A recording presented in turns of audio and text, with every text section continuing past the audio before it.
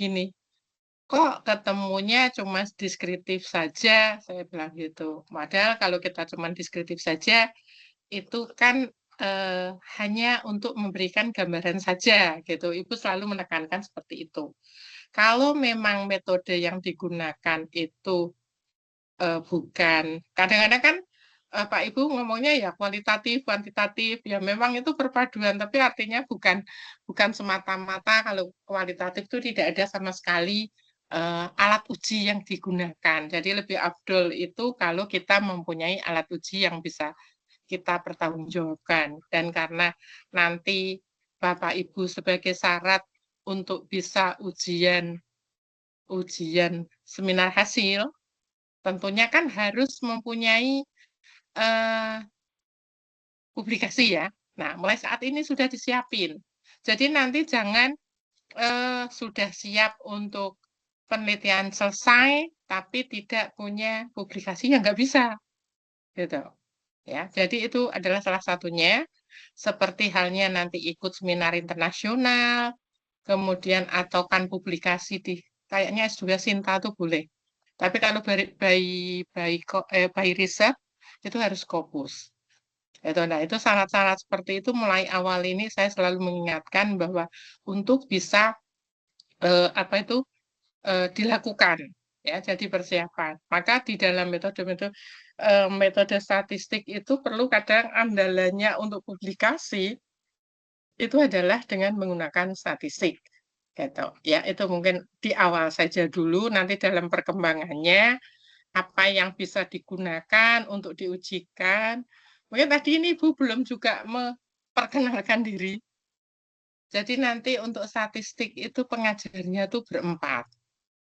Berempat, saya, kemudian ada Pak Ferry, ada Pak Budi, yang satu lagi itu Ibu aja belum belum mengenal, itu Mas apa Mbak ya? Pak Ser apa Carly apa siapa itu saya belum belum ketemu itu.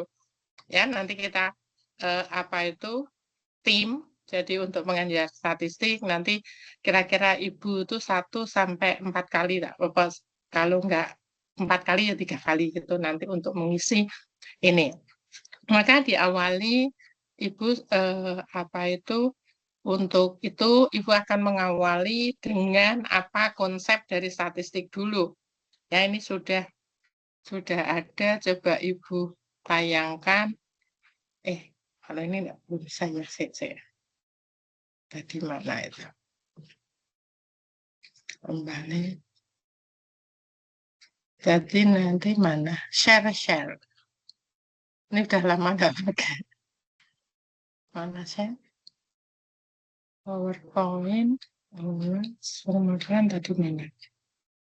Ya, menulis screen window. Screen window. Ini belum. Bentar ya. Sebentar, ini rode-rode. Ini. Udah lama nggak pakai MS Team nih. Bentar. Tadi judulnya PPTS modelan harmoni fleksibel. Itu. Mas Hasto maksudnya ini ya.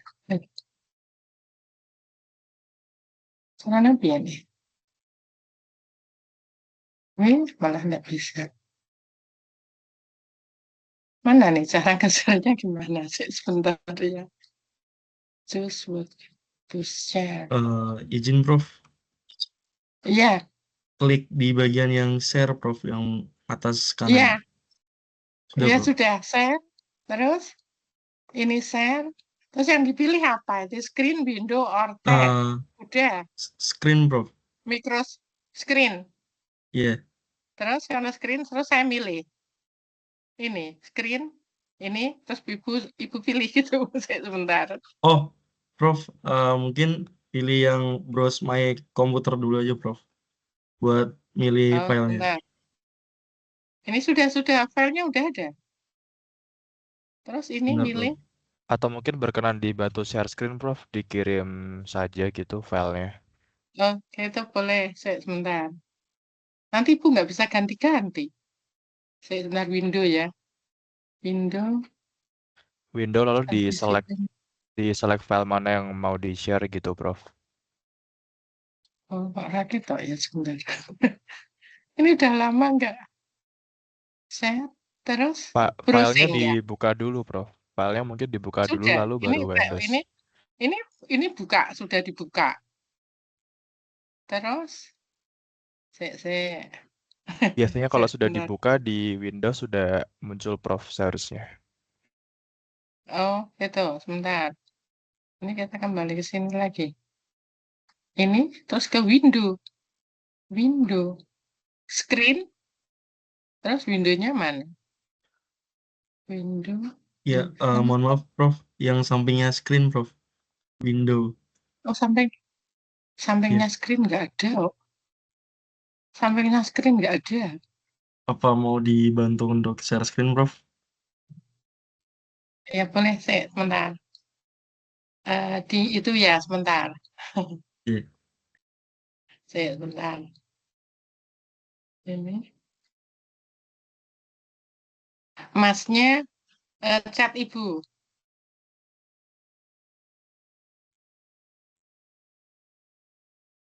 Bentar. Udah lama nggak pakai ini kok beda itu, beda tampilan. Biasanya juga nggak masalah.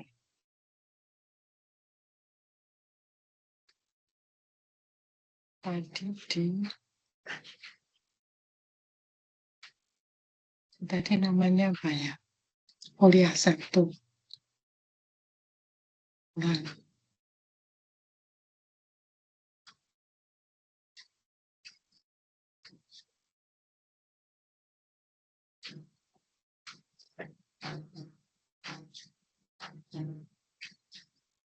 Mas sudah itu? Udah chat Ibu?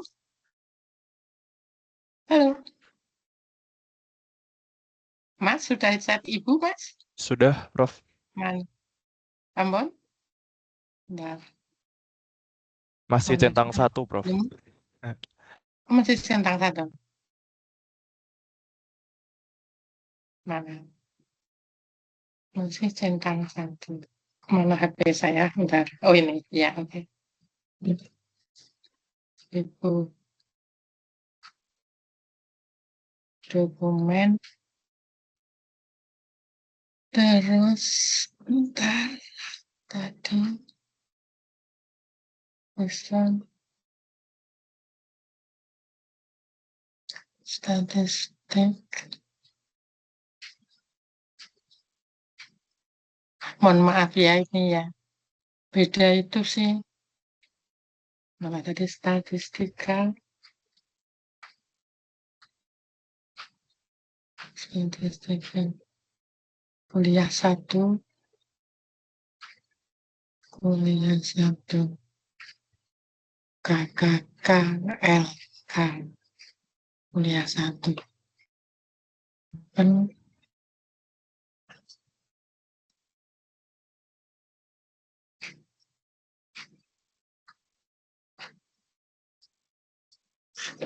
sudah? Sudah Ibu kirim. Sudah. Ini saya izin untuk share screen ya, Prof, untuk materi kuliahnya. Ya, baik.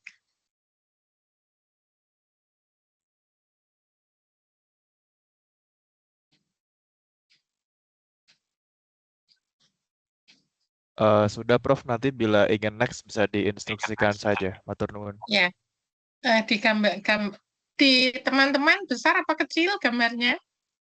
Agak dibesarin gitu. Bisa, Mas? Oh, jadinya ini ya. Yang bisa agak lebar gitu nggak bisa ya. Satu itu biasanya Ibu bisa.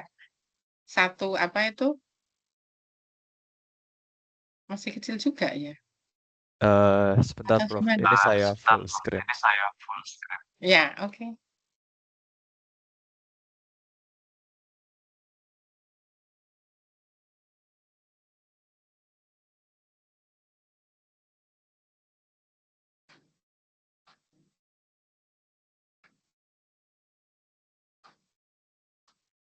Ini Eh, sudah, Prof.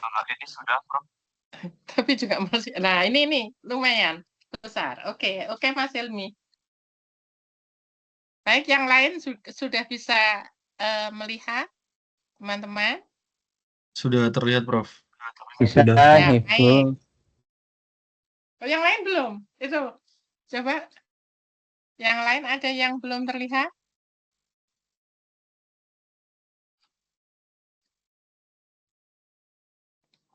Kalau di Ibu sudah baik.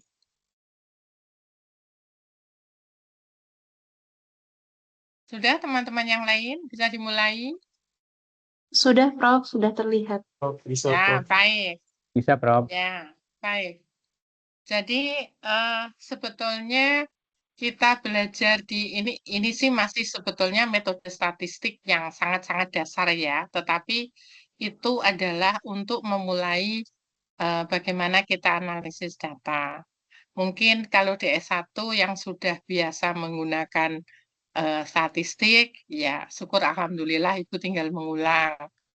Mungkin ada yang belum, marilah kita mencoba untuk bisa mereview kembali ya bagaimana alat statistik digunakan untuk melakukan analisis data. Sebetulnya kan tujuannya untuk analisis data. Apakah nanti itu dengan menggunakan uji-uji tertentu tergantung dari apa tujuan penelitian kita.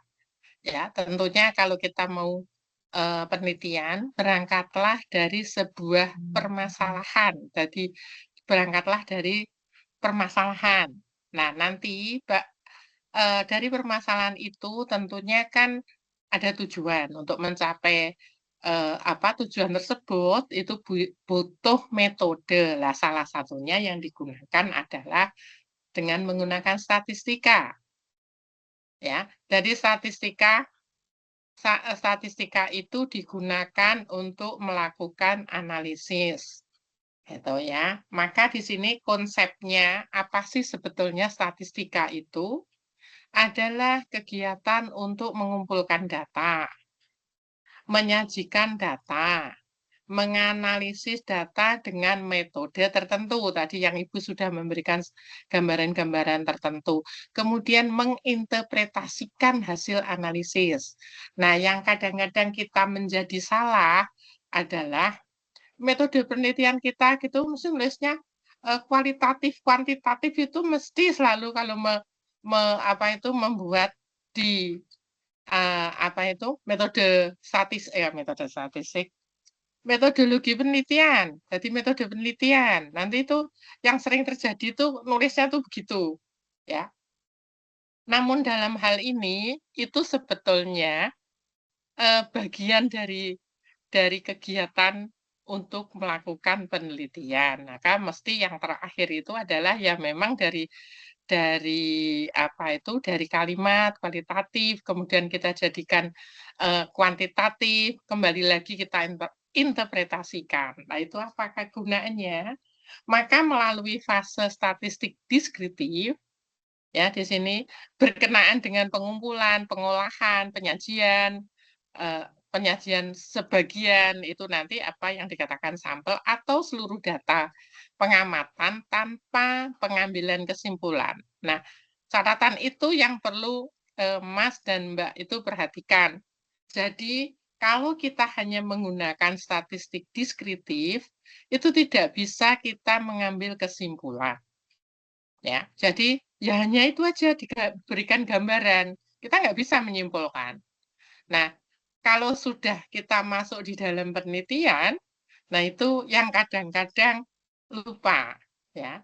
Mbak dan Mas itu lupa bahwa ternyata statistik deskriptif itu ya hanya memberikan gambaran saja, tetapi di situ biasanya dalam penelitian itu kadang-kadang langsung itu dipakai untuk alat kesimpulan itu nggak bisa. Nah, maka kita perlu statistika inferensial.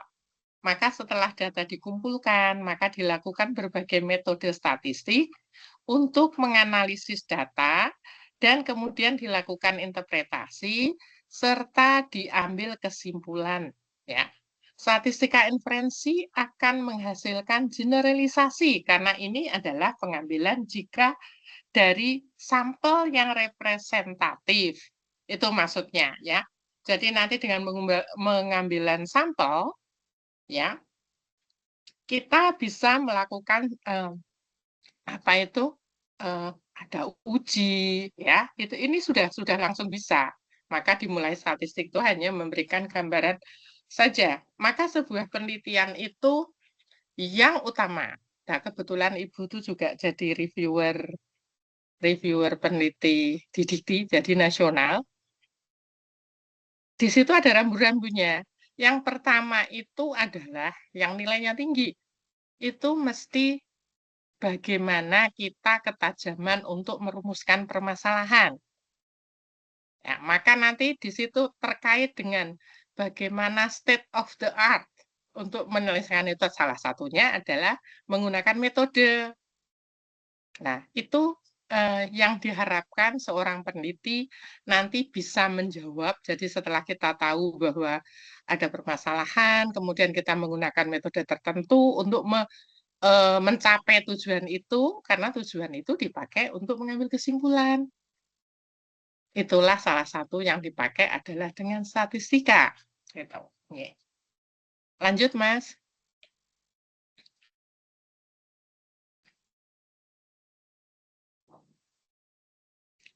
Nah, di sini metode ilmiah tadi sebetulnya sudah banyak juga Ibu sampaikan bahwa metode statistik itu termasuk metode ilmiah, di mana salah satu cara mencari kebenaran yang bila ditinjau dari segi penerapannya, risiko untuk keliru paling kecil. Nah, maka kalau kita melakukan penelitian, sebetulnya salah itu boleh, tapi bohong itu tidak. Ya, kalau Mas dan Mbak itu sudah menetapkan metode yang digunakan, katakanlah saya tadi inferensial kan mengambil sampling. Oh, saya samplingnya ambilnya caranya begini-begini. Ternyata Mas dan Mbak itu akan melakukan penelitian itu, wah yang ini susah, udah ini saya lepas atau enggak saya gunakan atau bagaimana, itu juga enggak boleh. Kesepakatan kalau sudah kita menentukan metode itu ya harus kita penuhi. Jadi metode ilmiahnya harus benar dulu. Maka sebetulnya kita melakukan penelitian itu boleh salah. Artinya nanti akan diperbaiki oleh peneliti-peneliti berikutnya. Maka dapat dilakukan dengan publikasi tadi. Maka setiap lulusan itu minimal kan bisa kayaknya Sinta boleh ya, yang terindeks Sinta. Terus proceeding seminar internasional. Kebetulan kalau di Undip itu yang terkait dengan di lingkungan itu adalah Inspinsa. Kayaknya baru kemarin aja itu dilakukan. Ya, siap-siap begitu. Nah, langkah-langkah dalam metode ilmiah itu, ya tadi Ibu sudah sampaikan, yang pertama itu harus merumuskan masalah. Maka penelitian itu berangkatlah dari masalah. Nanti jangan-jangan Mas dan Mbak ditanya, sebetulnya ada masalah apa? Sebetulnya tidak ada masalah, ya berarti nggak jadi lulus. Ya, jadi berangkatlah dari merumuskan masalah. Yaitu apapun hibah penelitian, mungkin dari dosen, mungkin yang jadi dosen itu nanti akan selalu tuntutannya adalah salah satunya adalah melakukan penelitian gitu ya. Itu yang utama itu adalah merumuskan masalah ini. Jadi langkah-langkah dalam metode ilmiah. Kemudian melakukan literatur. Itu jelas. Studi literatur ini sebaiknya gunakan banyak jurnal terkini.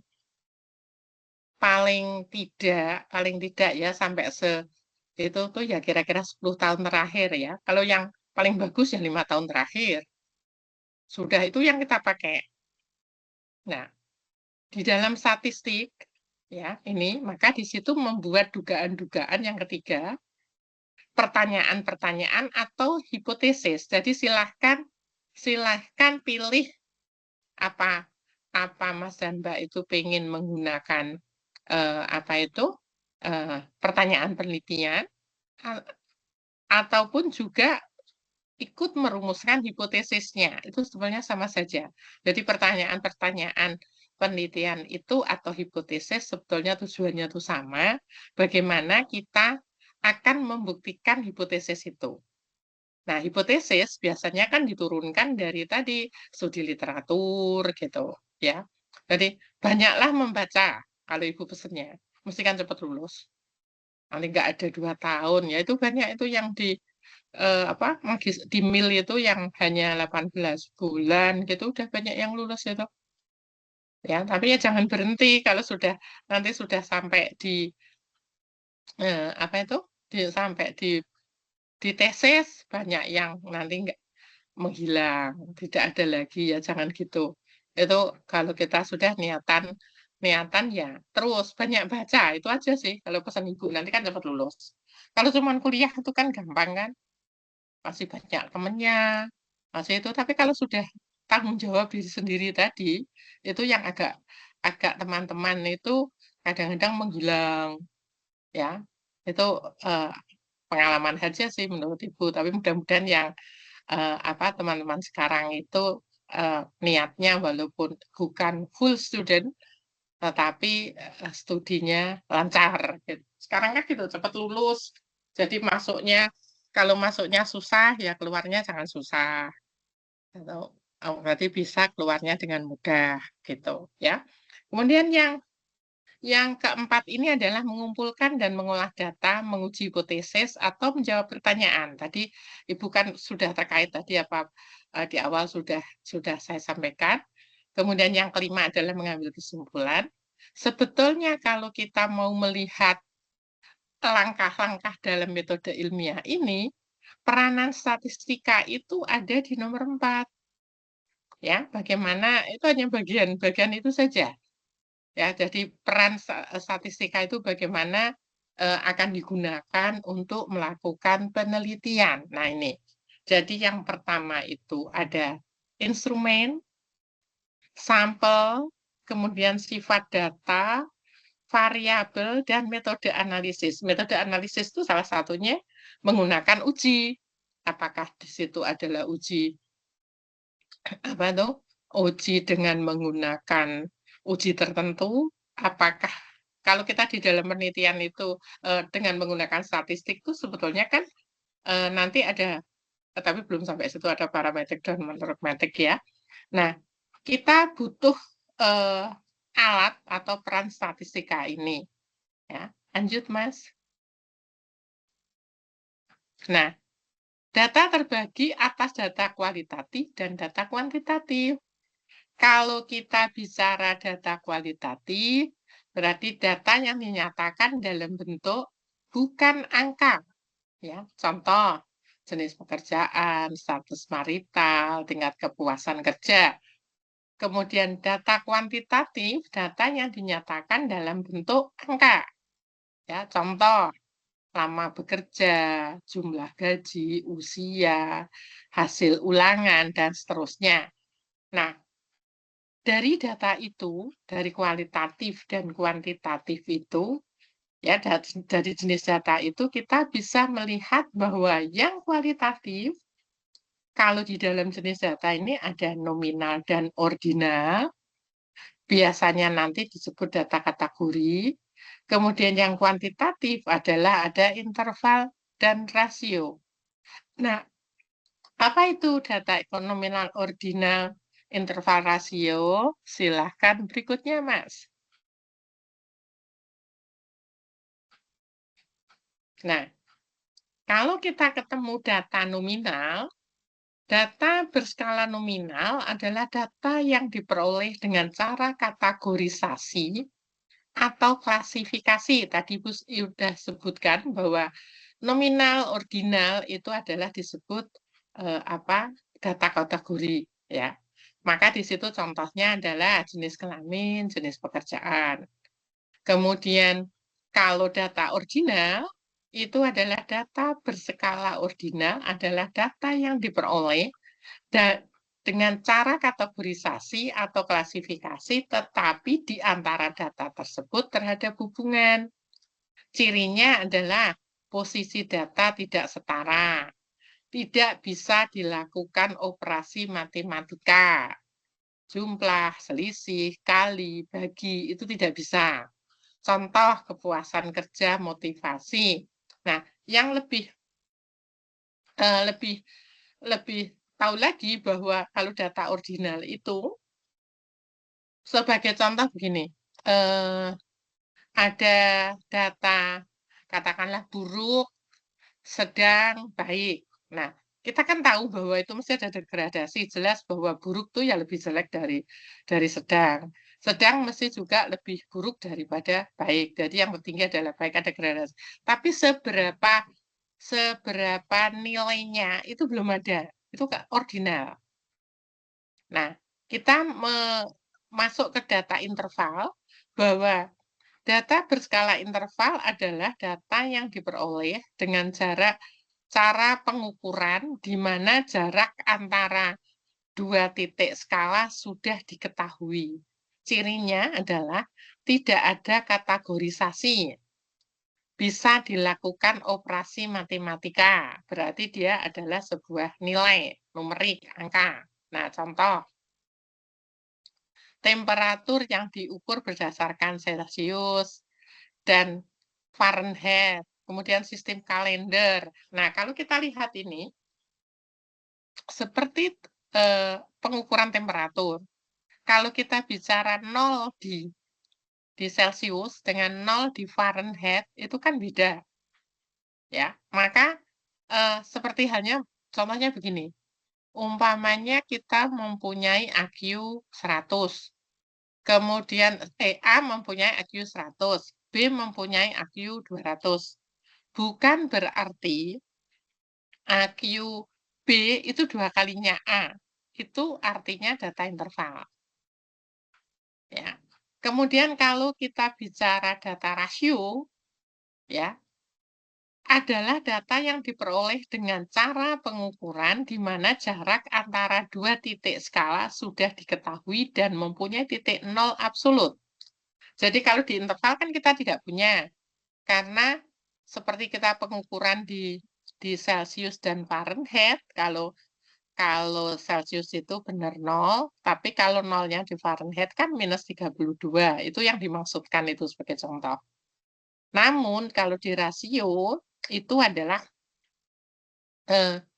benar-benar umpamanya 200 ya 2 kalinya 100 gitu. Jadi itu tetap ada itu sebagai misal itu contoh gaji, skor ujian, jumlah buku ya. Jadi kalau kita bicara data rasio itu begitu. Nah, dari data nominal, ordinal, interval, rasio, kalau dari nominal mau dibawa ke ordinal itu nggak bisa. Kalau dari nominal mau dibawa ke interval juga nggak bisa. Interval dibawa rasio juga nggak bisa. Kalau itu dibalik bisa. Jadi kalau kita punya data rasio, ya, mau kita jadikan interval, itu bisa. Kemudian interval mau dijadikan ordinal, itu bisa. Ordinal mau dibawa ke nominal, itu juga bisa. Jadi kalau dibalik bisa. Tetapi kalau dari atas ke bawah, itu nggak bisa dibalik. Tapi kalau dari bawah ke atas, itu bisa dibalik. Ya, jadi di mana di situ ini akan Mas dan Mbak gunakan, walaupun Ibu biasanya sih pakai SPSS ya. Kalau nanti nanti sebentar diajarin Ibu bisa, nanti ada contoh bagaimana cara mengoperasikan, nanti paling tidak ya walaupun itu kita lewat MS Team ini, Ibu bisa tampilkan contoh-contohnya. Ya, dari rasio itu, kemudian seperti nominal, ordinal, interval, rasio, itu nanti akan dipakai data apa yang bisa kita lakukan kalau jenis data saya seperti ini. Nah, nanti Ibu punya diagram. Ya. Oh, berarti kalau ini datanya begini, nanti yang kita bisa bisa lakukan dengan melakukan uji ini. Kemudian kan seperti pada waktu kita merumuskan permasalahan, itu kan mesti ada apakah itu ingin melihat pengaruh faktor-faktor yang mempengaruhi atau hubungan, ya. Kemudian atau hubungan yang satu perbedaan.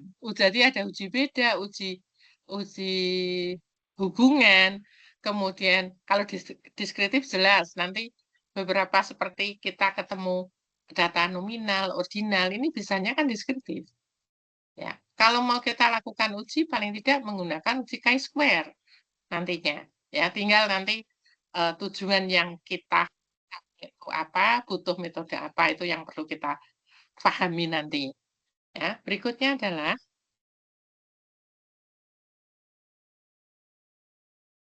ayo Mas. Berikutnya Mas. Nah, prosedur pengolahan data. Nah, ini baru kita ketemu parametrik dan non-parametrik gitu ya. Yang parameter, berdasarkan parameter yang ada statistik dibagi menjadi statistik parametrik dan statistik non-parametrik. Statistik parametrik berhubungan dengan inferensi statistik yang membahas parameter populasi, jenis data interval dan rasio, distribusi data normal atau mendekati normal. Nah, ini sudah paten, maksudnya kalau kita mempunyai jenis, nah ini kan selalu berhubungan, ada jenis ini, dan yang ini yang ada adalah dengan inferensi statistik, berarti kita lewat sampel. Ya, jadi kita harus mengambil sampel yang membahas parameter populasi. Jadi dari populasi kita ambil sebagian data, berarti adalah sampel, dengan jenis data adalah berupa data interval atau data rasio. Nah, nanti bagaimana melakukan data normal apa tidak? Ini kan perlu distribusi normal, baik kan nanti perlu diuji lah, nanti ada caranya. Ya, ini adalah sudah kalau kita mau menggunakan statistik parametrik, maka jenis datanya harus data interval atau rasio. Dan dia mempunyai distribusi normal. Nah, kalau dia tidak memenuhi distribusi normal ini, maka kita gunakan statistik non-parametrik. Dengan inferensi statistik tidak membahas parameter populasi jenis data, tidak membahas parameter populasi, tetapi jenis data adalah nominal atau ordinal. Distribusinya adalah data tidak harus normal. Nah, ini tadi kan Ibu sudah sampaikan bahwa nanti sebagai dasar adalah jenis datanya. Berarti kalau jenis datanya ini, ya interval rasio berarti statistik parametrik ditambah apakah dia normal atau tidak. Kemudian kalau non-parametrik adalah datanya nominal, ordinal, atau ordinal, dengan distribusi tidak harus distribusi normal. Gitu. Ya, ini penting diketahui. Nah, kadang-kadang juga pertanyaannya begini, nanti kalau ibu nanti punya diagram pohon gitu. Jadi kalau parametrik, non parametrik, kalau tidak memenuhi parametrik, bawalah ke non parametrik. Itu kita pernah diskusi gitu. Loh, berarti bisa ya sudah, kalau nggak parametrik ya bawalah ke non parametrik. Nah, kadang-kadang pertanyaannya kan begini, nah kok enak gitu ya. Kok enggak, tidak semata-mata begitu. Jadi kalau dalam uji itu ingin adalah menggunakan uji tertentu dan kita harus perhatikan distribusi normal, karena data itu juga bisa kita lakukan transformasi. Kalau kita sudah coba dengan transformasi data itu artinya nanti datanya itu bisa smoothing. Berarti dilakukan penghalusan, salah satunya adalah kita bisa menggunakan log normal atau dengan di SPSS ada khawatir. Jadi mungkin Bapak Ibu, Mas, Mbak kalau punya background tidak dari eksak gitu, nggak masalah. Sudah ada alat yang membantu di statistik. Yang penting bahwa oh saya tahu statistik, saya harus lakukan ini. Alat bantu saya adalah katakanlah untuk menghitung, menganalisis, masih bisa menggunakan SPSS salah satunya. Sebetulnya banyak. Ada SPSS, ada Minitab, ada apa lagi ya? Ada ya R-Stat itu ada, tapi yang gampang tinggal ngeklik itu SPSS. Jadi kita harus tahu apa yang dinamakan parameter, apa yang dinamakan variabel. Nah, itu harus kita pegang dulu ya. Jadi variabelnya mana sih? Mana yang parameternya? Kan kadang-kadang kita juga akan ketemu dengan dia akan menjadi apakah sebuah indikator ya. Nanti kan akan ketemu itu. Ada parameter, ada indikator, ada apa lagi ya? Sing dengan kriteria-kriteria itu. Tapi yang penting begitu.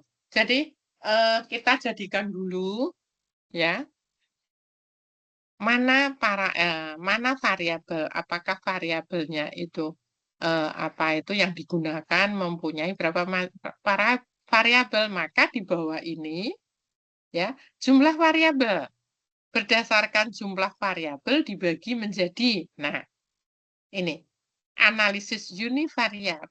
Hanya ada satu pengukuran variabel ya, ada satu pengukuran di mana n sampel atau beberapa variabel, tetapi masing-masing variabel dianalisis sendiri-sendiri.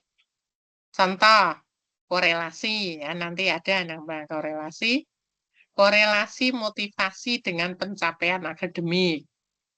Ya, jadi kalau apakah dia berkorelasi positif, berkorelasi negatif, ya besarannya adalah -1 sampai 1. Ya, semakin dia mendekati 1, ya, itu adalah semakin kuat, mempunyai korelasi yang kuat. Nah, nanti ya jadi kita harus mengenal apa itu yang univariate, multivariate. Maka kalau kita analisis multivariate itu adalah 2 atau lebih pengukuran atau variabel untuk n sampel di mana analisis antar variabel dilakukan bersamaan. Contoh, pengaruh motivasi terhadap pencapaian akademik yang dipengaruhi oleh faktor latar belakang pendidikan orang tua, faktor sosial ekonomi, faktor sekolah. Nah, jelas kalau kita bicara penelitian-penelitian yang terkait dengan lingkungan, kan nggak mungkin Juni. Ya, mesti yang kita gunakan multivariate. Tapi jangan khawatir, Pak. Di SPSS itu sudah mampu untuk melakukan analisis multivariate yang jelas bahwa pola pikir kita untuk kita bawa ke sana adalah sudah benar. Ada sudah punya alat hitungnya gitu ya, enggak usah khawatir bahwa di dalam analisis ini perlu ya kalau seandainya Mas dan Mbak itu menentukan variabel dependen, independen kebalik ya. Ya hasilnya ya nggak kebalik. Maka harus kita tahu dulu mana variabel yang dependen, mana variabel yang independen. Nah, itu harus kita tetapkan dulu atau kita lihat dulu. Sebagai misal begini, pokoknya kita ingin melakukan meneliti tingkat pencemaran CO2 yang diakibatkan oleh kendaraan bermotor gitu. Kan berarti kalau kita lihat itu kan berarti kita mau pakai korelasi atau mau pakai hubungan gitu kan, mau apa itu dengan uji hubungan itu sangat bisa. Tetapi yang jelas bahwa sebetulnya yang menjadi variabel dependennya tuh siapa toh, dan yang menjadi variabel independennya siapa gitu. Nah, kalau kita perhatikan itu tentunya variabel dependent itu adalah variabel yang biasanya, gitu, yang biasanya. Itu biasanya kalau Ibu sih bilang terkait dengan judul. Ya, tingkat pencemaran CO2 lah, gitu, itu masih dependent. Kan independennya nanti bisa jadi banyak. Yang hanya Ibu sebutkan tadi salah satunya adalah jumlah kendaraan, mungkin gitu. Lah itu independen. Nah, nanti seberapa besar apa itu? Kalau tadi antara kendaraan dengan tingkat pencemaran, yang tentunya melihat itu, oh ternyata korelasinya sangat tinggi mendekati 1. Berarti artinya kalau kita akan uji apa itu hubungan, maka dia akan mesti signifikan. Nah, kesignifikanan itu biasanya dikaitkan dengan hipotesis atau pertanyaan-pertanyaan penelitian yang Mbak dan Mas sudah rumuskan. Nah, umpamanya kita sudah merumuskan hipotesis yang kita coba turunkan gitu ya. Kita punya 5, ternyata jangan nggak usah khawatir, nanti Mas dan Mbak, waduh kok saya apa semua hipotesis yang saya sudah apa tulis gitu, kok ada yang tidak signifikan. Ya, sebetulnya tuh nggak apa-apa. Tapi kalau kita menurunkan 5 hipotesis katanya gitu, yang terbukti itu hanya 1, yaitu kebangetan menurunkan apa konsep teorinya. Kan kita punya tadi ada konsep teori-teori literatur kan. Nah, kalau begitu ya jangan begitu. Maksudnya tidak semuanya hipotesis harus signifikan. Gitu. Makanya dari 5 ada 1 ya nggak apa-apa sih. Yang itu tidak terbukti. Dan nanti di dalam pembahasan baru kita sampaikan kena apa gitu. Maka tadi kan Ibu sebutkan bahwa orang meneliti itu boleh salah, tetapi tidak boleh bohong. Lah itu yang harus kita pegang. Nanti Mbak dan Mas itu gitu, dulu itu sudah tak ganti ini ternyata kan nggak tahu ya. Itu kan tergantung kalian. Nanti penelitian apakah riset yang kita lakukan itu apa ada sebuah kebohongan kita kan juga nggak tahu ya. Tetapi yang penting bahwa metode kita lakukan kalau memang ada yang tidak signifikan ya nggak apa-apa. Nah, nanti baru kita bahas. Nah, yang sering terjadi, ini yang sering jadi Ibu mengingatkan Mbak dan Mas bahwa setelah Mas dan Mbak itu punya hasil penelitian, itu rak dibahas. Nah, makanya kadang saya gini, lawang di pembahasan nggak muncul kok saran keluar tiba-tiba ya nggak mungkin saya bilang. Di situ nggak ada pembahasannya apa-apa yang terkait dengan saran yang telah ditulis, saya bilang kayak pejabat aja, saya bilang gitu.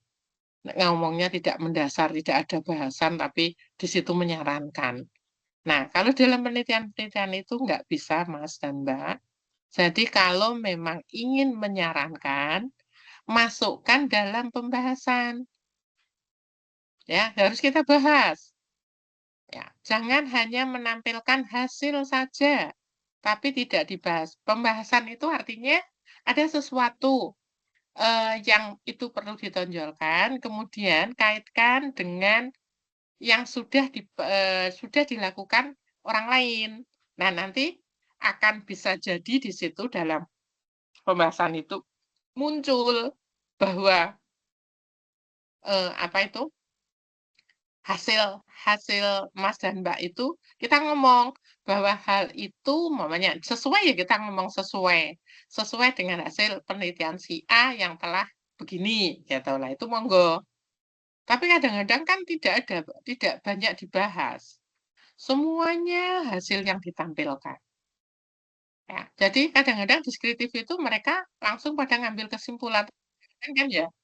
Ya maaf juga kadang-kadang eh, apa pas kita lagi pengujinya juga nggak terlalu membahas, nanti akan ngomong gini, dulu itu begitu kok Bu, nggak apa-apa ini hasilnya lah kok kamu seneng begitu lah kalau kalau nggak ada kan ya seneng kalau kalian dibantu bahas ini diuji, oh berarti tahu, berarti eh, yang kemarin itu adalah lemah. Jangan bilang, oh yang kemarin itu boleh tuh Bu, gini ya, nggak begitu. Gitu. Ya kebetulan kalau pengujinya tahu persis gitu metodologi ya mesti kalian dikejar. Kalau yang enggak ya sudahlah begitu gitu. Ya itu yang sering terjadi gitu ya. Kalau yang ibu yang uji ya mesti tak tanyain ya gitu. Oh dia kalau bilang apa itu dia menggunakan kuadran gitu. Nah gimana kamu bisa mengetes? Kan kuadran itu ada kuadran 1, 2, 3, 4. Padahal kalau kuadran 1 itu adalah positif sama positif. Kuadran itu lah nanti kamu ngitungnya piye. Nah, saya selalu gitu mencoba untuk apa dari fenomena kita kita bahas dengan menggunakan metode yang telah kita gunakan gitu. Ya, lanjut. Ada pertanyaan mungkin boleh berdiskusi. Kalau ada pertanyaan monggo silahkan ya. Biar nanti tahu gambaran kalau mau memulai kalau saya harus melakukan penelitian itu seperti itu gitu. Ya, lanjut. Prof, izin bertanya boleh, Prof? Monggo, silahkan Mas. Prof, ini ada 2 pertanyaan saya, Prof. Yang pertama, Ya, variabel ya. Kalau misalnya seandainya kita menentukan beberapa variabel yang di mana suaranya penelitian kok agak nggak terlalu itu ya Mas. Sebentar.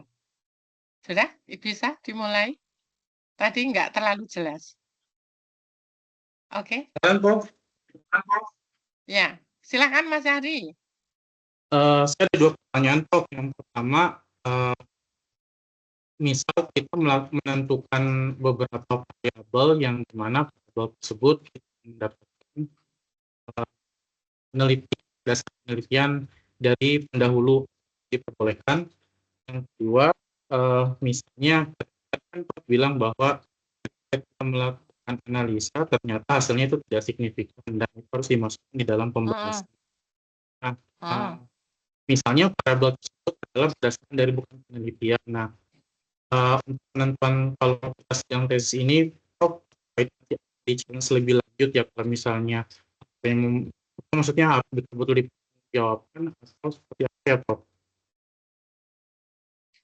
Terima kasih, Prof. Ini tadi saya sambil. Ya, terima kasih juga. Ini tadi suaranya agak putus-putus yang boleh saya tangkap. Tadi kan bagaimana menentukan variabel tadi ya. Biasanya variabel itu muncul ya. Variabel itu apa toh?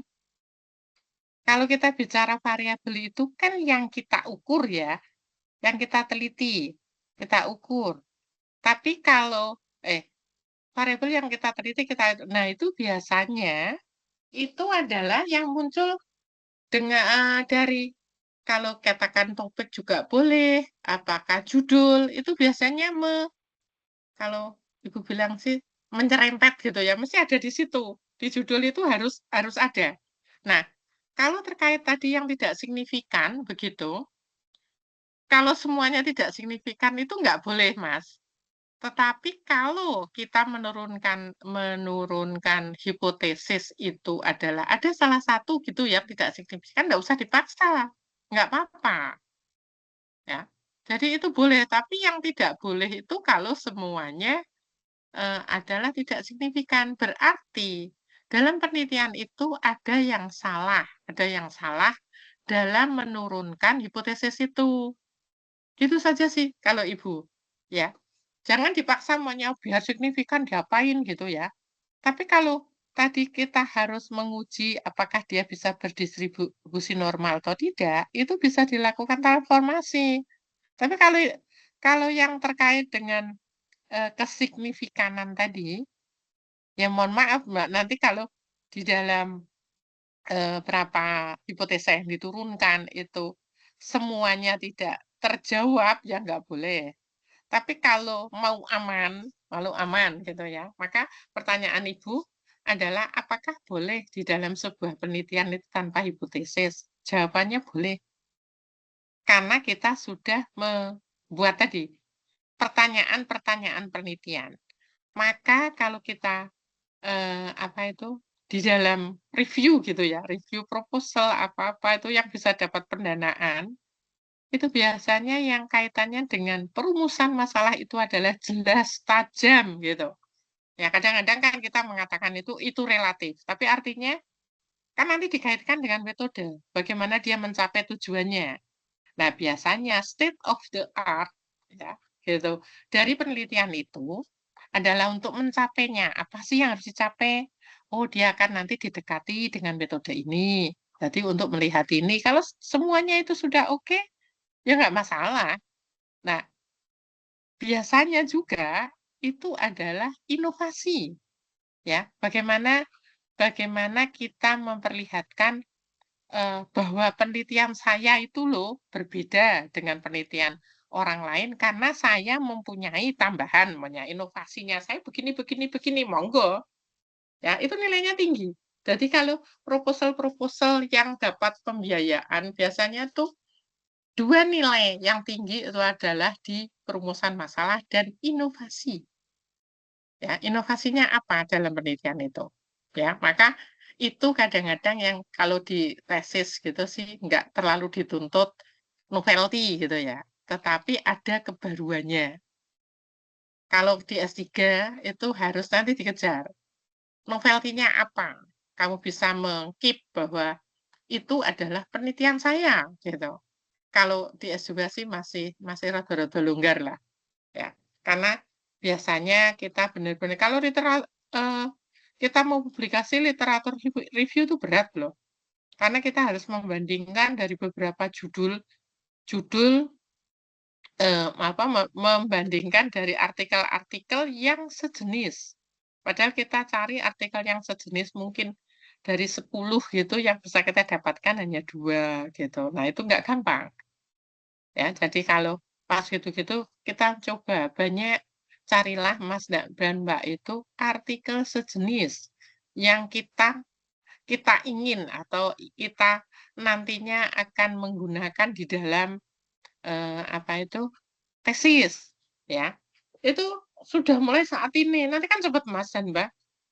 Saya percaya bahwa wong nulis itu paling berapa sih dengan kalau kita sudah punya konsep yang baik, bang gitu, nggak ada 3 bulan selesai.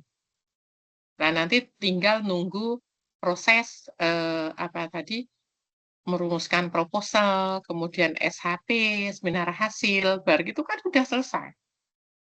Kalau kita maksudnya kalau kuliah-kuliah gini kan insya Allah semuanya berhasil lah, kecuali kalau diberi tugas nggak ngumpulin nah yang dinilai apa. Ya, cuman pesan ibu gitu aja.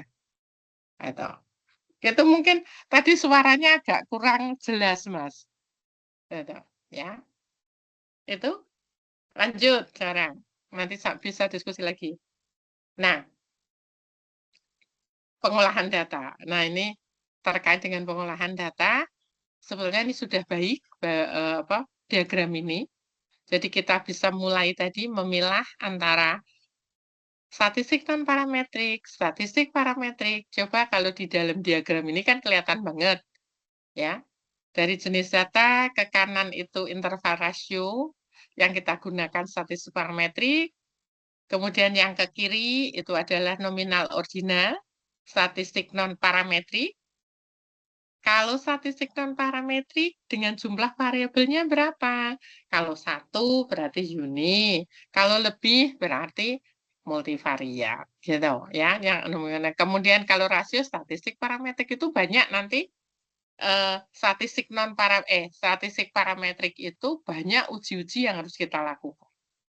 Ya, misal uji ANOVA, kemudian ada regresi linier, regresi bergandanya berapa kalau kita menggunakan software SPSS berapapun variabelnya nanti kalau di situ kan ada pilihan nanti itu bisa dia juga secara statistik dirujuk sendiri oleh dia bahwa kalau dia tidak ada hubungannya gitu ya nanti kita belajar uji-uji di dalam statistik gitu ya lanjut. Nah, ini salah satu tampilan ini tabel ini jadi tabel bidang pekerjaan ini. Nah, ini adalah salah satu hasil yang kita bisa menyajikan data dengan menggunakan memanfaatkan SPSS. Nanti akan bisa begini. Ini adalah cross tabulasi ya antara pendidikan dan bidang pekerjaan. Ya, di sini ada pendidikan, ada pekerjaan. Nah, pendidikan itu dibagi ada SMU, akademik, sarjana. Kemudian bidang pekerjaan ada administrasi, personalia, produksi, marketing, keuangan. Nah, itu dikroskan. Ya. Nah, kalau ini hanya ini saja, sebetulnya ada nanti kalau ini kan nanti dikaitkan dengan uji chi-square. Nah, namun kalau Mas dan Mbak itu hanya crosskan saja, itu ini deskriptif. Kalau mau ini cara bacanya kan gini. Pendidikan SMU bidang pekerjaan administrasi ada 1.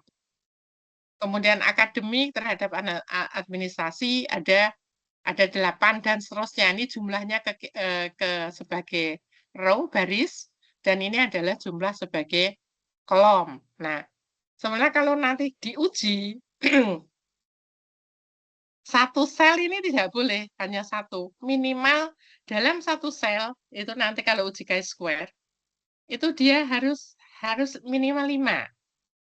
Nah, maka kalau ini kan banyak katakanlah yang 1. Nanti kalau seperti ini itu tidak memenuhi, ini ada yang kosong. Kalau nanti kita uji, jadi pengaruh antara pendidikan dan bidang pekerjaan.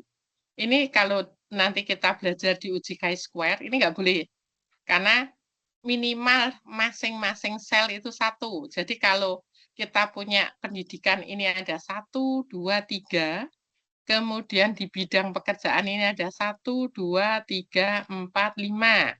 Berarti 5 kali 3, 15. 15 kali 5. Berapa? 75. Nah, sebetulnya ini benar jumlah minimal data yang bisa dilakukan untuk cross tab itu minimal berarti harus 75 karena masing-masing sel itu minimal 5. Tetapi dia tidak memenuhi uji karena ini ada yang kosong. Nah, sebenarnya nanti ada caranya bagaimana supaya ini memenuhi kelompoknya itu dikecilkan. Jadi sehingga bisa mengisi kelompok-kelompok yang kosong. Makanya di sini ada 5, kita hanya 3 saja, mungkin berarti 3 kali 3 gitu. Kita akan bisa memenuhi nanti itu, yaitu kaitannya dengan uji. Kemudian grafik. Ya, jadi kita menampilkan grafik gambaran supaya untuk bisa dibaca dengan mudah. Ya, maka di sini adalah legend-nya. Nah, saya juga mengingatkan Mas dan Mbak, kalau publikasi itu nggak usah double, momennya begini. Mas dan Mbak itu sudah menampilkan tabel ini. Kemudian diulang lagi dengan menggunakan gambar. Itu memenuhi. Yang paling gampang, pilih salah satu. Kalau seandainya itu gampang dimengerti dengan menggunakan grafik, silakan gunakan grafik. Kalau tidak, kalau itu gampang dibaca dengan tabel, ya gunakan tabel. Maka jangan dua-duanya tuh bareng. Informasi bareng untuk memberikan informasi yang satu dalam bentuk tabel, yang satu dalam bentuk grafik. Itu juga biasanya kalau tak minum dulu.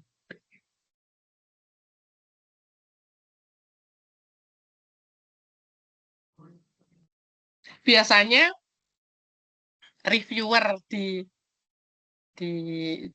artikel ya di jurnal-jurnal itu biasanya akan menyarankan itu pilih salah satu mana yang paling gampang dibaca ya, menginformasikan mana yang paling mudah dibaca. Ini salah satunya. Gitu. Ada yang ingin ditanyakan? Kalau enggak lanjut. Nah, tabel memberikan informasi secara rinci terdiri dari kolom dan baris. Jadi membuat tabel ada kolom dan baris tadi sudah ya. Ini salah satunya. Juga contoh tabulasi silang itu tadi juga sudah ditampilkan tadi. Jadi dengan menggunakan data ya tadi yang sempat dengan menggunakan SPSS tadi. Nah, kemudian tabulasi silang yang di bawah kalau di SPSS itu cross tab gitu biasanya disingkat itu. Nah, seperti halnya ini pendapat tentang sertifikasi. Sangat perlu. Berarti ini kan jenis datanya adalah ordinal. Jadi kalau kita perhatikan bahwa sangat perlu dengan perlu, mesti kan yang lebih tinggi sangat perlu, ya. Perlu mesti lebih rendah dari sangat perlu. Tapi seberapa tingkat tadi keperluannya itu kan nggak kelihatan. Tapi yang jelas gradasinya kelihatan. Tapi nilainya seberapa dia berbeda, ya kita nggak tahu, gitu. Itu adalah yang tadi yang dinamakan data ordinal tadi.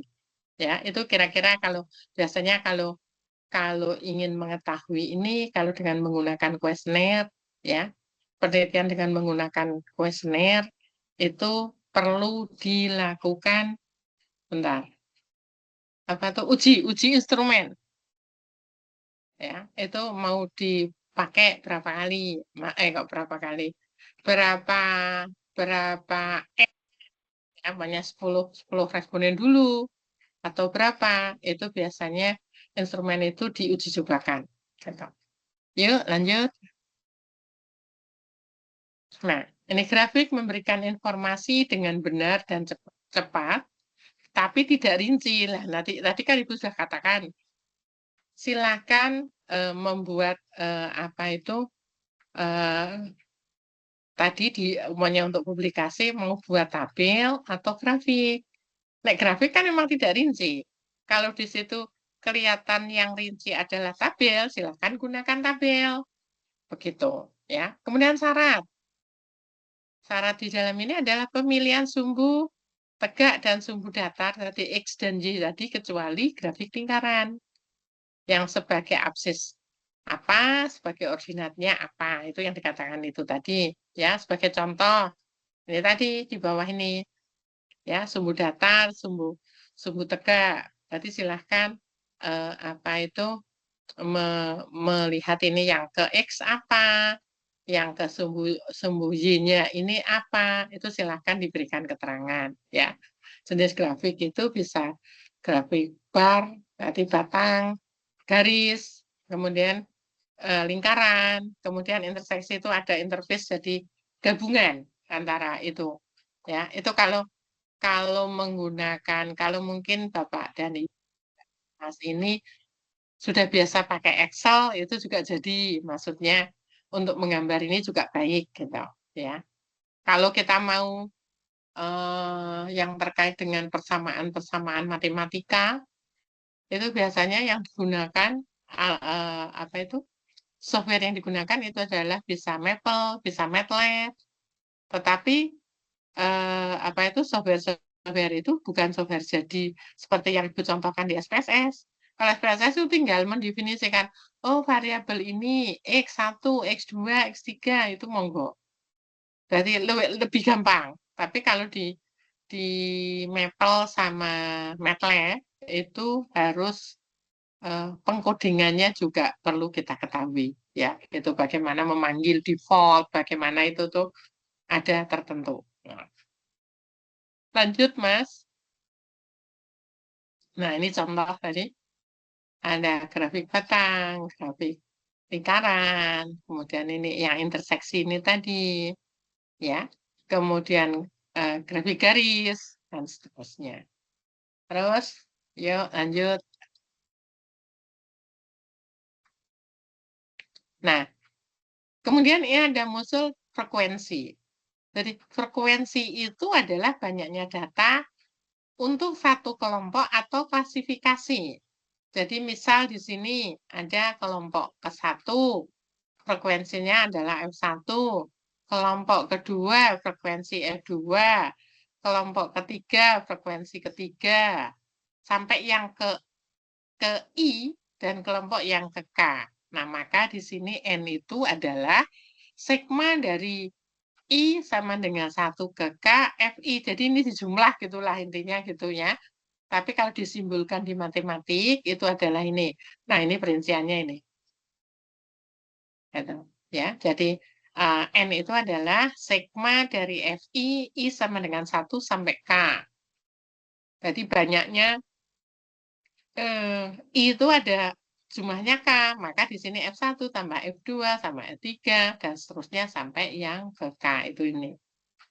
Tadi jumlahnya. Nah, ini contoh pendidikan dengan frekuensi S1-nya ada 62, S2 19, S3-nya 9, jumlahnya adalah 90. Itu yang makan tadi untuk apa itu kelompok-kelompok ini gitu. Nah, berikutnya Mas. Nah, kemudian distribusi frekuensi. Distribusi frekuensi adalah mengelompokkan data interval atau rasio dan menghitung banyaknya data dalam satu kelompok atau klasifikasi.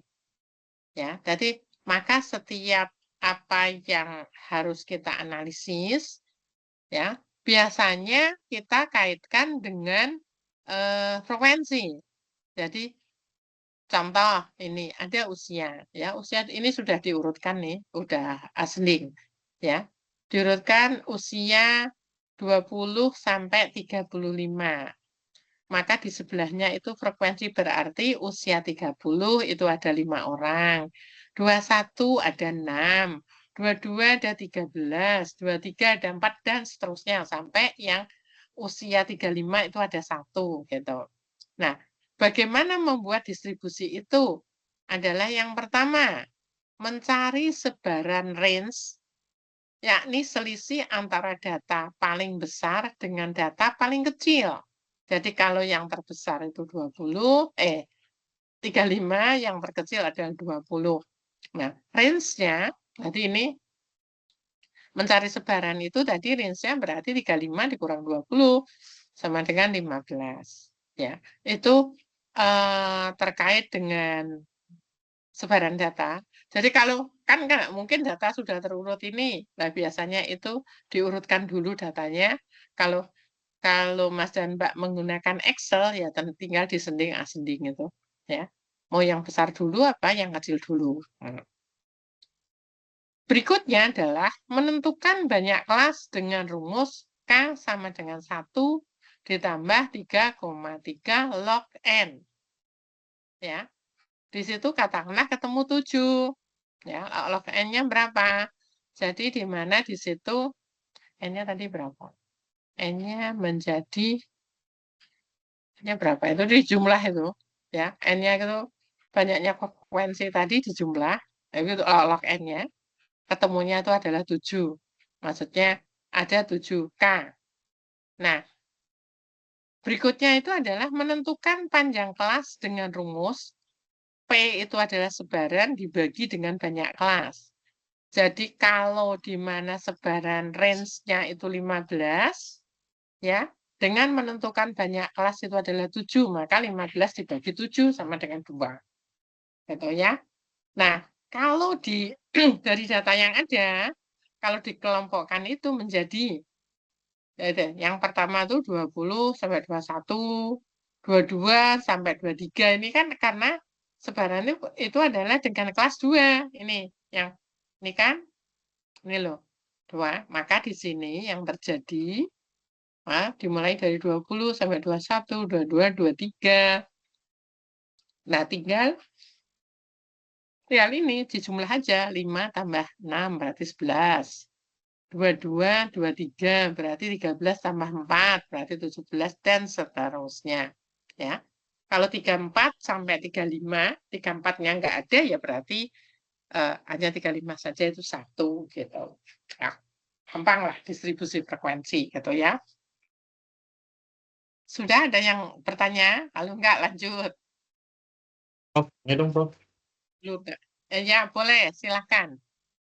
Prof, tadi yang penentuan kelas, kalau misalnya hasilnya itu dia bentuknya desimal, dilakukan dengan Oh ya.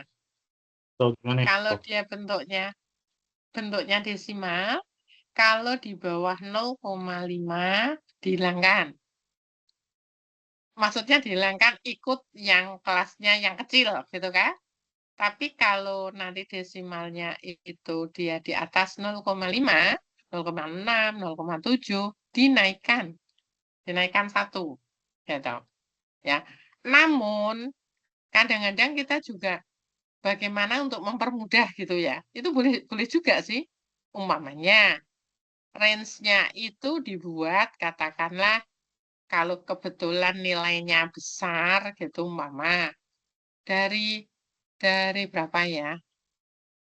Dari 100 sampai 200 gitu juga boleh. Atau dari 100 sampai 500. Kemudian kalau kan kita nggak bisa 500 akan dipakai lagi gitu ya.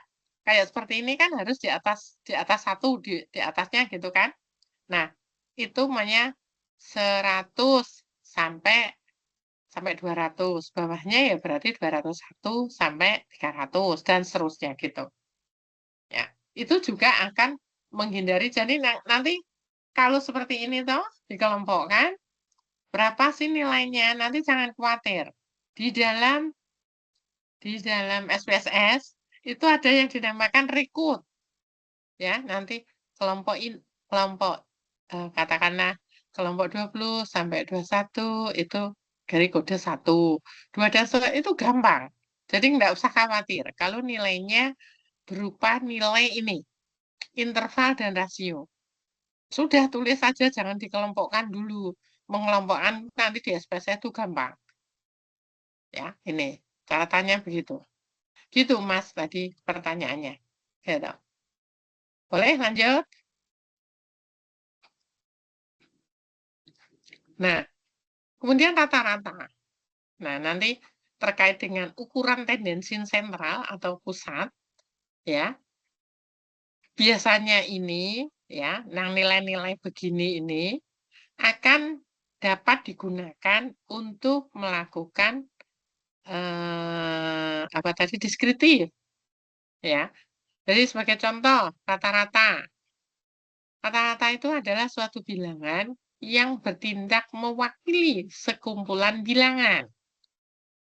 Jadi bagaimana? Kemudian yang berikutnya, rata-rata hitung atau rata adalah jumlah bilangan dibagi banyaknya. Nah, itu rata-rata hitung. Kalau rata-rata itu suatu bilangan yang bertindak mewakili sekumpulan bilangan. Nah, kalau kita rata hitung, sebetulnya rata-rata itu yang maksudnya rata-rata hitung, tapi maksudnya rata-rata itu adalah suatu bilangan yang bertindak sebagai yang bertindak mewakili sekumpulan bilangan gitu ya. Rumusnya yang dijumlah X1, X2, X3 sampai N dibagi N. Nah, itu ketemunya itu. Kalau di rumus matematik. Bila terdapat sekumpulan bilangan di mana masing-masing bilangan mempunyai frekuensi, maka rata-rata hitungnya adalah berarti masing-masing data itu dikalikan frekuensi. Tadi kan sudah belajar tentang frekuensi. Nah, itu maka rata-ratanya X1 kali F1 ditambah X2 kali F2 dan seterusnya sampai ke XK kali FK dibagi dengan F1 tambah F2, F3 dan seterusnya. Ya, itu maka pembagiannya itu. Bagaimana cara menghitung? Nah, ini contoh di bawah. Kalau kita punya bilangan X-nya adalah 70, 63, 85. Gitu ya. Frekuensinya masing-masing ada 70 ada 3, 63 ada 5, 89 ada 2. X, FI ya di situ 70 kali 3 berarti 210. 63 kali 5 berarti 315.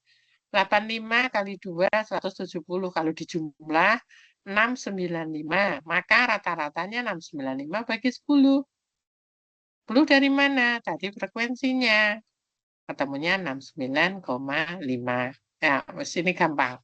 Gitu, ya. Apakah kadang-kadang kita kan juga di dalam mungkin kita juga waktu itu lupa katakanlah gitu membuat instrumen ingin mengambil data ya dengan menggunakan tadi pilihan kelompok sekian sampai sekian jawabnya 1, kelompok sekian sampai jawabnya 2. Nah, sebaiknya setelah kita tahu apa itu teori-teori statistik, ya ambil aja biar data itu bentuknya adalah data rasio atau interval supaya nanti kalau kita lakukan tadi apa itu dirubah dibalik itu lebih gampang. dan masih kita punya data utuh. Kalau sudah dikelompokkan kan mana bisa kita buat rata-ratanya, nggak bisa. Kalau dia sudah berupa rata-rata apa itu sudah dilakukan pengelompokan. Kalau sebelumnya kan kita bisa seperti ini, menghitung dengan jumlah datanya apa dibagi n-nya. Itu jelas pendekatannya adalah secara numerik, jadi nilainya adalah unik, jadi adalah tunggal. Gitu. Ya, berikutnya. Nah, kemudian kita juga mengenal tadi kalau kita di tendensi pusat itu kan ada nanti kalau Mas dan Mbak melihat di SPSS ya tinggal mesti nggak mau belajar ini wong tinggal ngeklik jadi kok nanti ada min, median, modus gitu. Nah, ini yang itu semua adalah ukuran-ukuran tendensi sentral atau tendensi pusat. Maka median itu adalah nilai tengah dari sekumpulan data setelah diurutkan yang fungsinya membantu memperjelas kedudukan suatu data, median. Ya, maka kadang-kadang kalau kita butuh data tidak harus bersisi normal, kadang-kadang yang digunakan median untuk melihat deskriptifnya gitu, ya. Contoh, diketahui rata-rata hitung nilai ulangan dari sejumlah siswa adalah 6,655. Pertanyaannya adalah, apakah siswa yang memperoleh nilai 7 termasuk istimewa, baik, atau biasa-biasa saja? Nah, jika nilai ulangan tersebut adalah, itu ada 10, 10, 8, 7, 7, 6, 5, 5, 5, 4, gitu kan? Nah, maka rata-rata hitung, kalau dihitung itu 6,55. Mediannya nih, median itu kan yang di tengah ya. Urutkan fungsinya membantu memperjelas kedudukan ini. Nah, mediannya 6 dari berapa tuh datanya ini? 1, 2, 3, 4, 5, 6, 7, 8, 9, 10, 11. Kalau kita punya data 11, berarti yang di tengah berarti yang ke-6, gitu kan? Ini. Maka mediannya itu adalah 6. Kesimpulannya adalah nilai 7 termasuk kategori baik sebab berada di atas rata-rata hitung dan median. Nah, itu bisa jadi itu. Karena median itu kelompok 50% ke atas. Ya kan kalau kita nilainya tadi 7, pertanyaan nilai 7 termasuk kategori apa?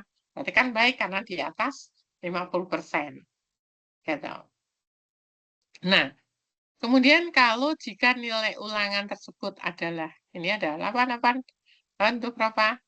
Ya, ini genap berarti ya. 9. Gitu. Karena kesimpulannya, kalau nilai 7 termasuk kategori kurang, sebab berada di bawah median.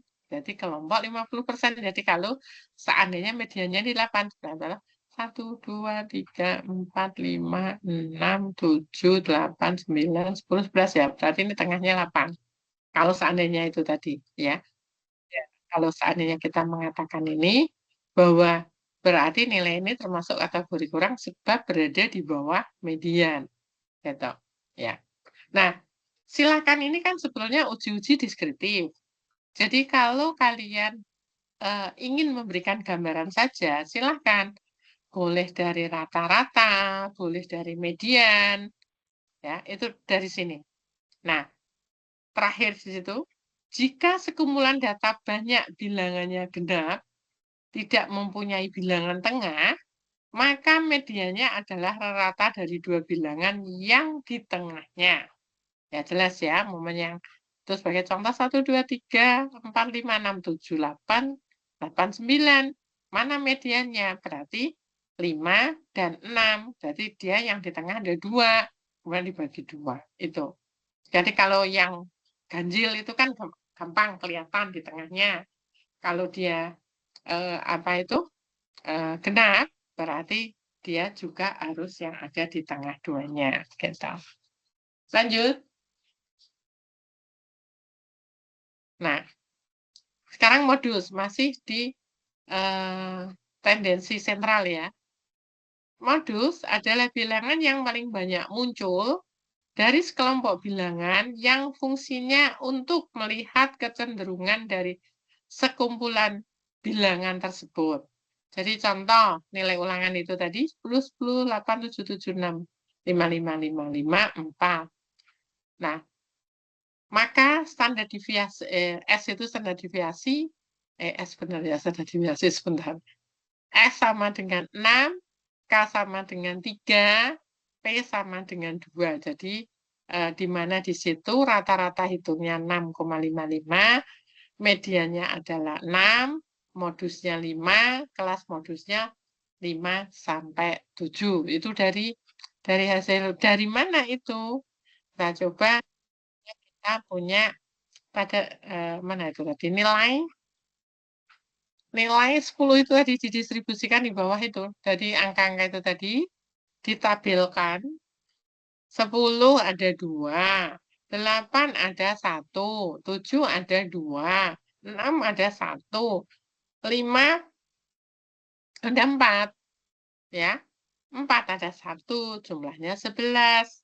Kalau dinilai dengan frekuensi, itu dibuat range-nya itu yang di atas itu 8 sampai 10, berarti dia 3.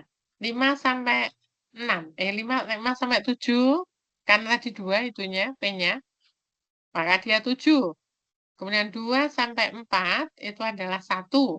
2 sampai 4. Mana itu? Ada kan 2-nya? 4 kan? 4, 1. Nah, jumlahnya adalah 11. Maka kalau kita perhatikan ada kurva di sebelah itu, modus itu rata-rata itu di tengah, ya, puncak itu, MO itu modus, ya. Modus itu adalah data yang, kalau itu sih gampangnya data yang sering kali muncul. Nah, itu. Ya, kalau kita lihat itu yang sering kali muncul 5, 5, 5, 5, berarti yang muncul itu.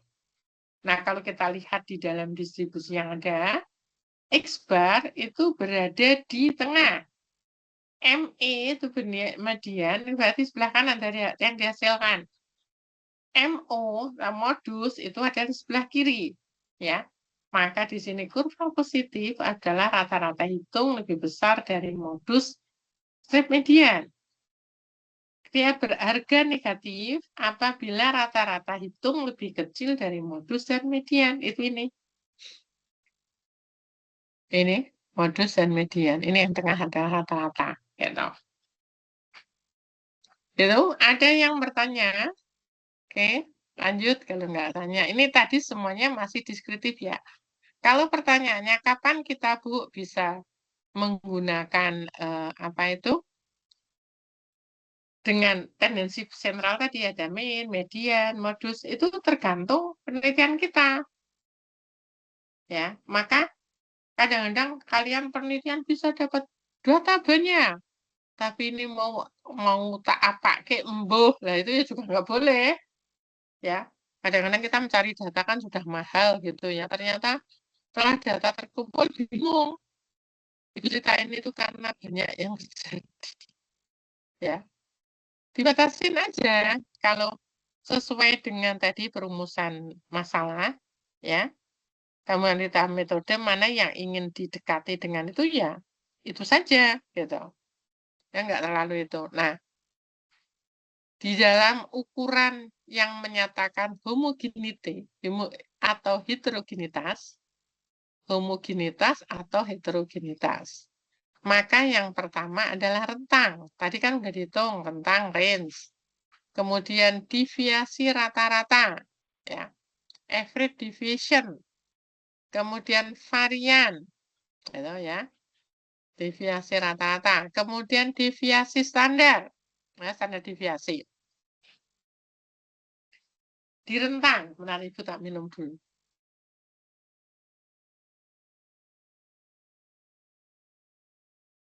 Atau bisa diskusi, boleh. Kalau yang ingin bertanya.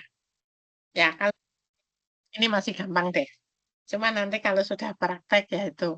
Saya mau pakai apa ini Bu? Gitu. Ya, nggak apa-apa. Proses. Nah, kemudian ukuran yang dinyatakan homogenitas atau heterogenitas. Yang pertama adalah rentang atau range, yang kedua adalah deviasi rata-rata atau average deviation, kemudian varian, ini nanti banyak selanjutnya, varian, standar deviasi, itu banyak digunakan untuk melihat uji-uji yang ada. Ya, deviasi standar itu adalah varian itu standar deviasi kuadrat gitu, ya gampangnya gitu. Maka rentang atau range adalah selisih bilangan terbesar dengan bilangan terkecil, tadi sudah. Ya. Sebaran merupakan ukuran penyebaran yang sangat besar sebab hanya bersangkutan dengan bilangan terbesar dan terkecil. Jadi contoh itu punya data A itu warna hijau, data B warna merah, data C warna biru. Ya. Rata-rata itu adalah 55 dengan rentangnya itu data terkecil itu 10, data terbesar itu adalah berapa tuh terbesarnya? 100 ya. Kalau kita lihat itu 90 itu adalah selisih atau delta. Itu toh? Itu apa tulisannya? R ya, range itu. Nah, kalau kita lihat di tabel di grafik itu kan modelnya ini. Ya, ini adalah yang hijau. Ini tadi data yang merah. Ini adalah data yang biru. Ya, nanti ketemu rata-ratanya ini. Atau itu rata-rata. Hal ini juga rata-rata itu kalau masih datanya berasal dari data rasio atau interval, ya bisa langsung bisa ketemu, bisa digunakan. Namun kalau dia apa itu data kecil gitu, kalau kita menggunakan min itu adalah sudah dikelompokkan, ya tentunya kita nggak bisa mengatakan bahwa itu adalah rata-rata gitu, ya itu ukuran penyebaran. Jadi katakanlah apa itu penyebaran data. Kalau kita melihat bahwa data selisih antara 100 sama 10 itu jauh loh. Ya, jadi selisihnya 90. Tapi seandainya itu dibuat dengan menggunakan logaritma, itu kan kecil. 100 cuma 2, 10 1. Ya kan? Terpautnya cuma 1, tapi di situ sudah 90. Gitu. Ingat enggak untuk bagaimana kita melakukan apa itu transformasi data. Ya, kalau kita melakukan data penelitian kemudian terjadi mungkin juga waduh data tertinggi dengan terendahnya jauh. Nanti akan berakibat bahwa dia nanti tidak akan berdistribusi normal gitu ya. Nah, maka bisa jadi kalau kita lihat 100 log 100 itu 2. Log 10 itu 1 gitu. Ya. Kalau melihat selisihnya itu kan kalau 100 dengan 10 selisihnya 90. Kalau 2 dengan 1 kan selisihnya cuma 1. Nah, itulah kadang-kadang apa itu bisa kita jadikan bahwa apa transformasi data itu digunakan dengan harapan penyebarannya data itu tidak terlalu tinggi. Gitu. Atau yang ini kan kadang bisa terjadi data yang outlier, ya data yang di luar itu. Gitu. Lanjut. Nah, deviasi rata-rata. Deviasi rata-rata itu penyebaran berdasarkan harga mutlak simpangan bilangan-bilangan terhadap rata-rata. Jadi kalau kita tadi mulai dengan data hijau, ya itu kelompok A itu tadi, tulis bahwa itu tadi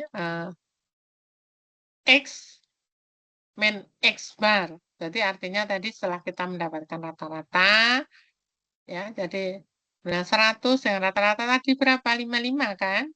Maka X dikurangi X bar itu berarti 45. Kemudian tadi yang kedua 90 dikurangi 65 ya. Benar kan? 65 berarti 35 dan seterusnya. Kalau dimutlakan ini.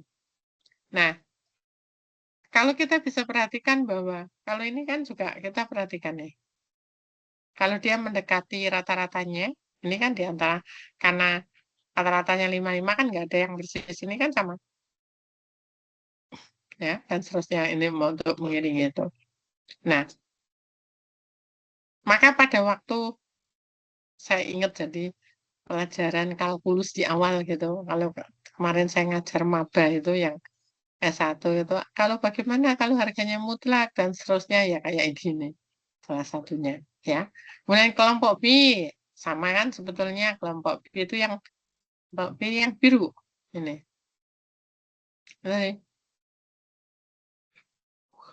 Nah, itu kemudian ini dimutlakan ini kan negatif gunakan ketemunya ini. Nah, ini adalah deviasi rata-rata dari hijau, ini dari ungu ke biru itu, dan ini adalah dari yang merah. Merahnya mana? Nggak kelihatan ya, nggak apa-apa. Yang data C. Nah, kalau kita lihat ini rumusnya berarti kan sigma dari XI sama dengan 1 sampai ke N, kemudian datanya dimutlakan XI min XI bar dibagi N. Nah, maka makin besar simpangan, makin besar nilai deviasi rata-ratanya. Ya, ya jelas kalau simpangannya tinggi, berarti kan variannya juga tinggi. Jadi semakin apa itu variannya besar, semakin melebar. Jadi apa di distribusi normalnya kita belum ke sana sih. Nanti itu penjelasannya nanti ya. Intinya seperti itu. Yuk lanjut. Kalau ada yang ingin bertanya silahkan lo ya. Gitu. Nah ini rumusnya. Varian. Nanti kalau seperti varian itu nanti akan istilah-istilah itu akan juga dipakai nanti untuk melihat tes homogenitas varian. Nah itu nanti akan muncul. Maka di sini varian itu apa toh? Penyebaran berdasarkan jumlah kuadrat simpangan baku. Ya, simpangan baku sama jumlah kuadrat simpangan bilangan, simpangan baku. Jadi standar deviasi kuadrat kalau Ibu bilang. Ya, bilangan-bilangan terhadap rata-rata. Kemudian melihat ketidaksamaan sekelompok data. Ya, nanti kalau di dalam uji apa ya, sing ada tes homogenitas varian gitu lupa Ibu sebenarnya. Besok kalau pas lagi lihat tabelnya tahu.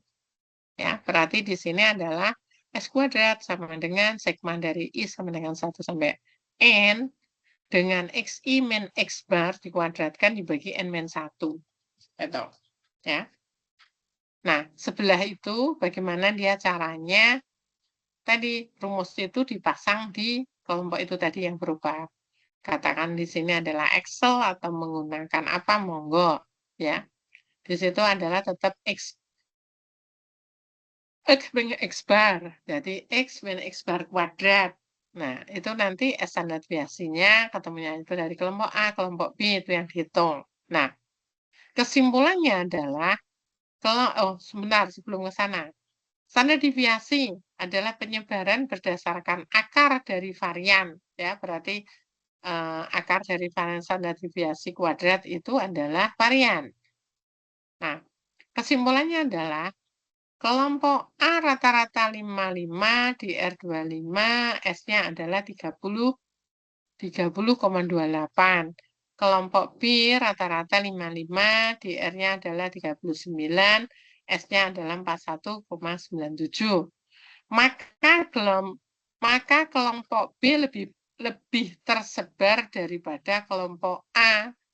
Kenapa? Karena dia mempunyai standar deviasi yang lebih tinggi. berarti variannya akan lebih tinggi karena di mana di situ kelompok B rata-rata 41,97 ya. Kalau dilihat kelompok B lebih tersebar daripada kelompok A, itu kesimpulannya. Ya, nanti seperti varian, standar deviasi, itu nanti akan muncul nanti di apa itu di penjelasan-penjelasan berikutnya. Karena itu nanti juga varian itu bisa dipakai atau sebagai dasar ke apa tuh?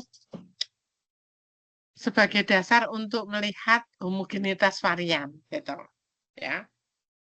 Lanjut atau mungkin ada yang bertanya boleh.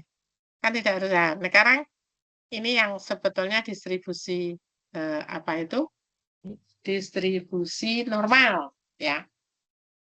Ini hanya kita melihat apa itu normalisasi, hipotesis dan pengujiannya. Nanti ke bawah, saudara.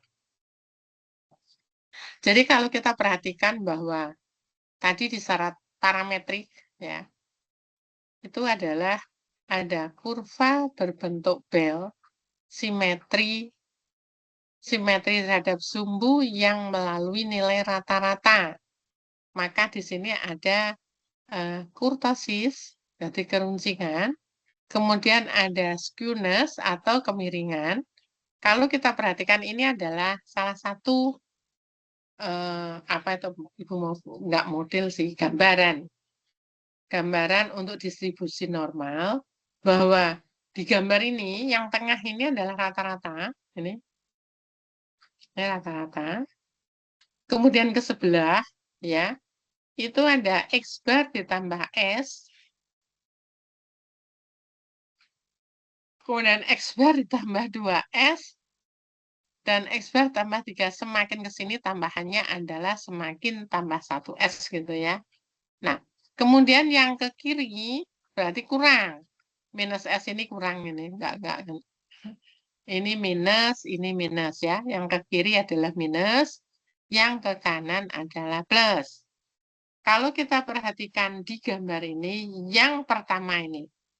Kalau di mana ini rata-rata dikurang S, rata-rata ditambah S, ini yang dimaksud persenannya ini adalah tingkat kepercayaan. Jadi di mana di sini, ini antara ini berarti dia hanya 68%.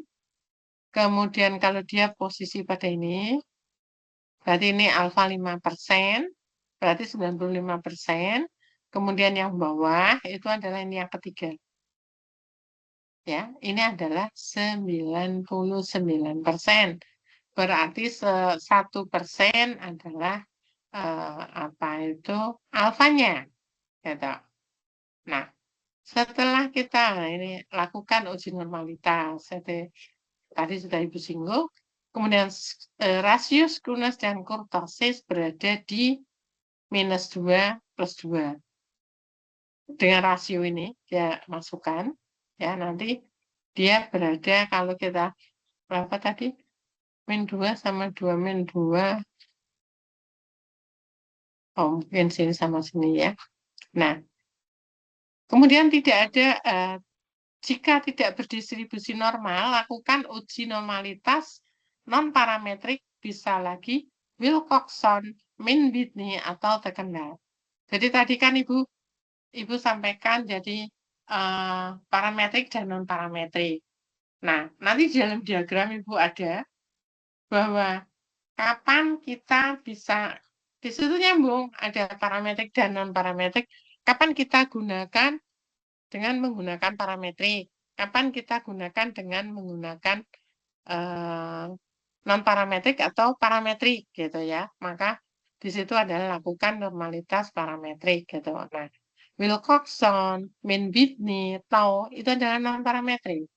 Dan kalau dia non-parametrik berarti kan tidak usah menguji normalitas gitu maksud Ibu gitu ya. Ada Min-Whitney, ada Wilcoxon, itu seperti itu. Gitu. Ada yang ingin bertanya? Saya sampai apa nanti? Pengujian hipotesis saja ya. Bentar. Belum sampai situ, ini normalitas. Lanjut, Mas. Nah, ini. Tadi Ibu katakan kan, itu tesis. Uji signifikansi atau keberartian. Tadi karena signifikan tadi yang sudah Ibu singgung. Ya, kalau kalian nggak mau merumuskan hipotesis juga nggak apa sih. Asal di perumusan, apa tuh? Di perumusan masalah. Itu mengandung pertanyaan-pertanyaan penelitian yang butuh uji. Ya, maka di sini uji hipotesis itu adalah uji signifikansi atau keberartian terhadap hipotesis yang dibuat berbentuk hipotesis penelitian dan hipotesis statistik. Jadi ada H0, kemudian hipotesis bisa terarah, bisa juga tidak terarah. Akibat dari adanya H0, maka akan ada H, ya boleh HA atau H alternatif, atau H1, yakni hipotesis yang akan diterima seandainya H0 ditolak. Gitu ya. Nah, hipotesis itu kalau kita tabelkan bahwa hipotesis penelitian itu, ini sebagai contoh, kalau terarah, siswa yang belajar bahasa lebih serius daripada siswa yang belajar IPS. Tidak terarah, ada perbedaan keseriusan siswa antara yang belajar bahasa dengan yang belajar IPS. Hipotesa 0 yang diuji adalah siswa yang belajar bahasa tidak menunjukkan kelebihan keseriusan daripada yang belajar IPS. H0-nya itu adalah B lebih kecil daripada 1. Apa I itu? Boleh pakai I itu ya. H alternatif pasti kebalikannya. Di situ adalah lebih besar. Begitu juga ya. Maka untuk yang tidak terarah, tidak terhadap perbedaan keseriusan belajar siswa antara bahasa dan IPS. Di situ adalah sama dengan I, ya. B tidak sama dengan I. Nah, itu. Ini yang banyak, sebentar. Kadang-kadang kita ketemu itu, tutil, wantil. Nanti di SPSS, itu akan muncul apakah kita ujinya adalah uji wantil atau tutil. Ya, kalau dia tutil, biasanya dengan menggunakan tidak terarah. Bisa sama dengan, tidak sama, berarti kanan kirinya sama. Tapi kalau kita bicara lebih kecil, lebih besar, biasanya dia tingkat kecenderungannya apakah dia nanti apa itu di sebelah kiri atau sebelah kanan. Jadi itu namanya kalau ini ada tutil, wantil itu yang seperti terarah ini. Ya, itu hipotesis. Sekarang pengujian nanti banyak gitu. Coba lanjut, Mas.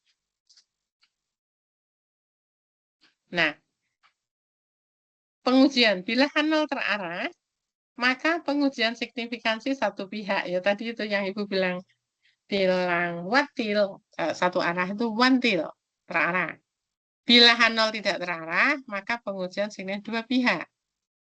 Nanti kalau istilah yang ada di SPSS ngomongnya dia apa itu wantil tutil. Ya. Kalau satu pihak berarti wantil, kalau dua pihak berarti tutil. Ya. Nah, pengujian signifikansi satu arah hipotesis, siswa yang belajar bahasa tidak menunjukkan kelebihan keseriusan daripada yang belajar IPS ya. H0 ya, B lebih kecil dari I. Jika H0 ditolak, maka H diterima. Daerah penolaknya adalah tidak di sebelah kanan. Nah, tergantung ya. Maka kalau kita perhatikan di dalam gambar ini, kalau kita signifikansinya dua arah, hipotesis tidak terarah, ya, tidak dapat perbedaan keseriusan belajar siswa antara bahasa dan IPS. Maka di sini B-nya adalah sama dengan I dan daerah penolakannya adalah tidak sama.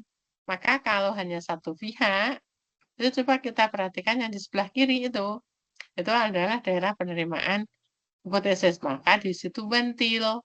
Kalau yang di sebelah kanan tutil, karena ekornya dua. Kalau yang sebelah kiri itu ekornya satu itu. Ya. Kalau ekor satu itu yang apakah dia lebih kecil? Kalau dia lebih kecil, ya berarti 5%-nya itu ada daerah penolakannya itu ada sebelah kanan. Tapi kalau dia itu B-nya itu ada lebih besar, daerah penolakannya sebelah kiri. Karena yang itu kan malah lebih banyak ya, gitu.